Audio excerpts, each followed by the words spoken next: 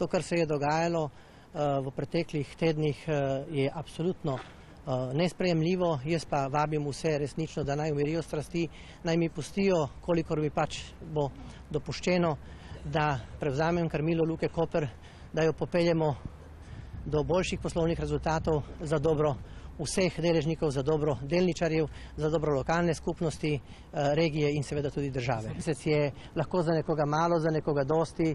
Jaz smatram, da imam tudi mesec dovolj, računam pa na 5-letni mandat, kajti pokazal in dokazal bom, da so se mnogi motili o meni, predvsem pa tisti, ki so v vseh predhodnih primerih kadrovali in le tukaj v primeru Luke Koper pa jim ni uspelo in zaradi tega so izkoristili dejansko slovensko politiko. V hipu duševne zmedenosti so naredili veliko, nepotrebnih korakov, ki so dejansko škodovali tako slovenski politiki kot seveda tudi družbi Luka Koper.